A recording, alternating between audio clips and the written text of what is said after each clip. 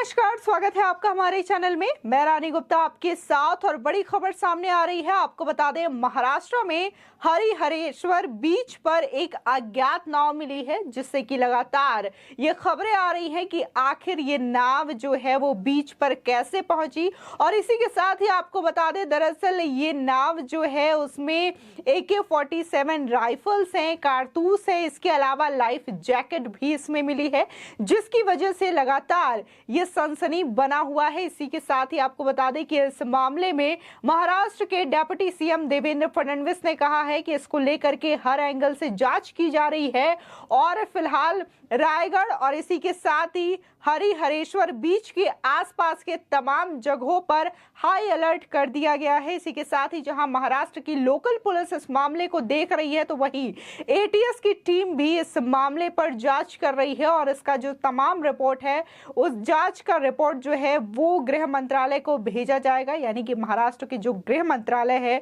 उसको ये रिपोर्ट सौंपी जाएगी। इसी के अलावा कहा जा रहा है कि कहीं ये टेरर एंगल से जुड़ा हुआ मामला तो नहीं है। आपको बता दें कि हालांकि अभी शुरुआती एंगल से जहां जांच की गई है मामले की, तो टेरर एंगल का कोई भी मामला सामने नहीं आया है। इसके बावजूद तमाम एंगल से इस मामले की जांच की जा रही है कि आखिर ये जो बोट है वो क्यों यहां पर आई है, इसके पीछे का मकसद क्या है, क्या ये अचानक से पानी से बहता हुआ आ गया है या फिर इसके पीछे कोई बड़ी साजिश है। इन तमाम चीजों की जांच फिलहाल महाराष्ट्र पुलिस और इसी के साथ ही ATS की टीम कर रही है। आपको बता दें कि महाराष्ट्र में हरिहरेश्वर बीच पर एक अज्ञात नाव और रायगढ़ जिले के भारतखोल में एक लाइव बोट मिली है। दोनों पर कोई मौजूद नहीं है।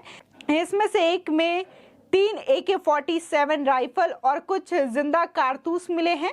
वहीं दूसरी नाव पर लाइफ जैकेट्स तथा कुछ और संदिग्ध सामान भी मिले हैं। इसी के साथ ही महाराष्ट्र के डिप्टी सीएम देवेंद्र फडणवीस का कहना है कि 16 मीटर लंबी नाव में 3 AK-47 और अन्य हथियार मिले हैं। ये मछुआरों द्वारा रायगढ़ जिले के हरिहरेश्वर बीच के पास मिली थी। ये नाव ऑस्ट्रेलिया से ताल्लुक रखती है, जिसे यूरोप के रास्ते मस्कट जाना था।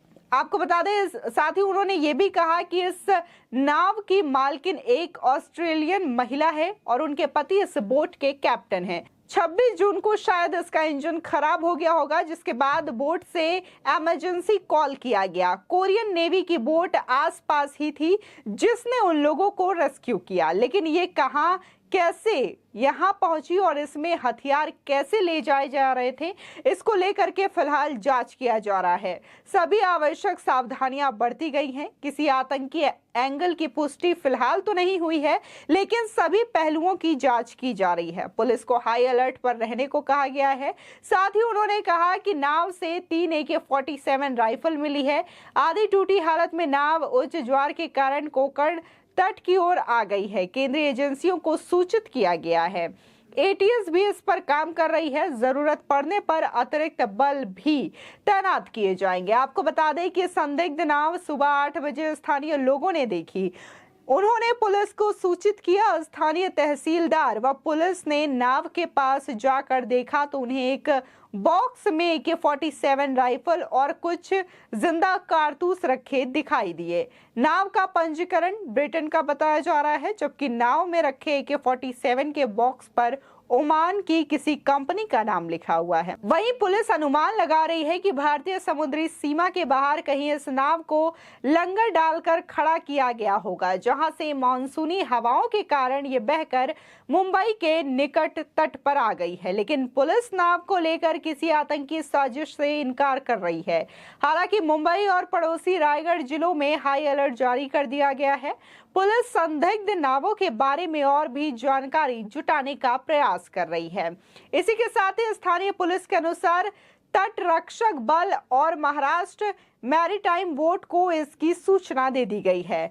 पुलिस विभाग आवश्यक कार्रवाई कर रही है। हरिहरेश्वर बीच के पास एक संदिग्ध नाव मिलने के बाद रायगढ़ जिले और आसपास के इलाकों में सुरक्षा भी बढ़ा दी गई है।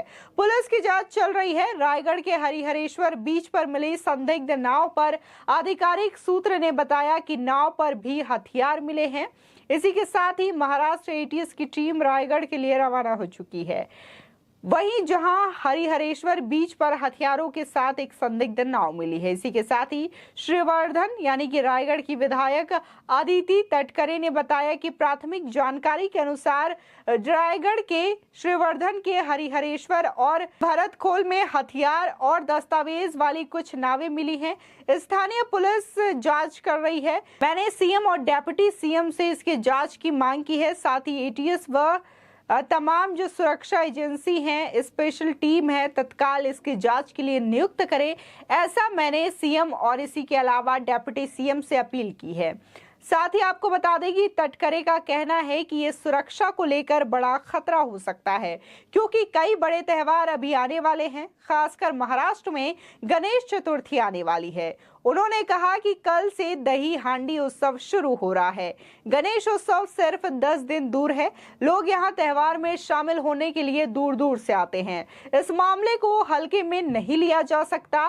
कुछ स्थानीय लोगों ने ये नाव समुद्र तट पर लावारिस स्थिति में देखी थी और उन्होंने सुरक्षा एजेंसियों को इसके बारे में सूचना दी। ये नाव मुंबई में 190 किलोमीटर दूर है। रायगढ़ के एसपी अशोक दुधे और अन्य वरिष्ठ अधिकारी भी घटना की जानकारी मिलने के बाद घटना स्थल पर पहुंचे और जांच शुरू कर दी। साथ ही पुलिस का कहना है कि ये नाव लावारिस छोड़े जाने के बाद यहां पहुंची है। पुलिस सूत्रों के मुताबिक नाव ओमान की है और वहां निजी सिक्योरिटी में इस्तेमाल होती है। समुद्री हादसे के बाद बहते हुए ये नाव महाराष्ट्र के समुद्र तट पर आ गई है। तलाशी के दौरान नाव में एक लाइफ बोट भी मिली है। पुलिस मामले की जांच कर रही है। आपको बता दें, जिस तरीके से इस मामले का खुलासा हुआ है, महाराष्ट्र के हरिहरेश्वर बीच पे ये जो अज्ञात नाव मिली है, इससे सनसनी फैली हुई है और इसको लेकर के जहां तमाम जो एजेंसी है वो जांच में लगी हुई है। महाराष्ट्र पुलिस के अलावा एटीएस और बम स्क्वाड की टीम भी मौके पर पहुंची। वहां पर उन्होंने मुआयना किया नाव को लेकर के और तमाम डिटेल्स जुटाई जा रही है कि आखिर ये नाव जो है किसकी है, कहां से यहाँ पर आई है और सबसे अहम बात कि इस नाव में AK-47 और जिंदा कारतूस आखिर क्यों है और इसको लेकर के कहां जाया जा रहा था, इस बात की भी तफ्तीश की जा रही है। इसी के साथ ही देखा जा रहा है कि महाराष्ट्र में त्योहार आने वाले हैं। वहां पर गणेश चतुर्थी का त्योहार धूमधाम से मनाया जाता है।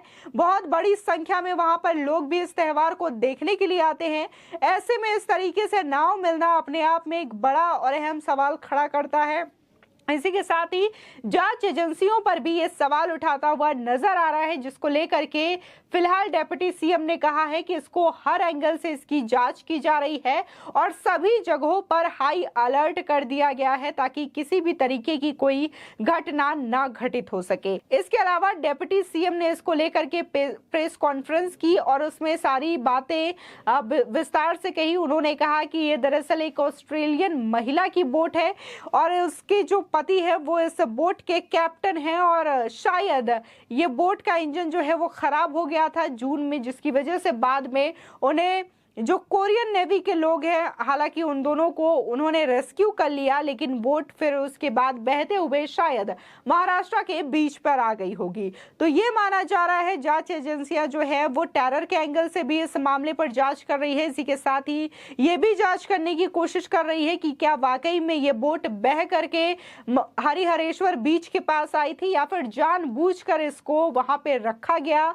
और साथ ही जिस तरीके से उसमें हथियार मिले हैं तो ये भी अपने आप में सवाल खड़ा करता है। वहीं ये भी कहा जा रहा है कि जिस तरीके से ये जो जांच एजेंसियों की बातें सामने आई है, लापरवाही बरतने की बात भी इसमें कही जा रही है कि शायद अगर बोट में कुछ और चीजें होती या फिर किसी भी तरीके से कुछ घटना को अंजाम देने की कोशिश की जाती तो फिर आज तस्वीरें क्या होती, इस चीज को लेकर भी सवाल उठाया जा रहा है। फिलहाल तमाम जो एजेंसियां हैं वो इसको लेकर के जांच कर रही है। एटीएस की टीम भी बाकायदा हर एंगल से इसको लेकर के जांच कर रही है। इसी के साथ ही देखने को मिला कि जो रायगढ़ की विधायक है उन्होंने भी लोगों के द्वारा जब सूचित किया गया कि वहां पर जो अज्ञात बोट मिली है उससे ये चीजें बरामद हुई हैं, तो उसके बाद उन्होंने सीएम और डिप्टी सीएम को जांच कराने का आदेश दिया और उन्होंने कहा कि केंद्रीय जांच एजेंसियों से इसकी जांच करानी चाहिए। इसी के साथ ही महाराष्ट्र के डिप्टी सीएम देवेंद्र फडणवीस का भी बयान सामने आया और उन्होंने कहा कि इसको लेकर के तफ्तीश की जा रही है, हर एंगल से जांच की जा रही है कि आखिर ये बोट वहां पर क्यों आई, इसके पीछे का मकसद क्या है, सारी चीजों को तलाशने की जिम्मेदारी जो है वो एटीएस के जिम्मे दी गई है। इसी के साथ ही लोकल पुलिस भी वहां पर तैनात है और इसके बारे में जानकारी हासिल कर रही है। आपकी इस खबर पर क्या राय है, हमारे कमेंट सेक्शन में जरूर बताएं। आगे की और भी अपडेट के लिए चैनल को सब्सक्राइब करना ना भूलें।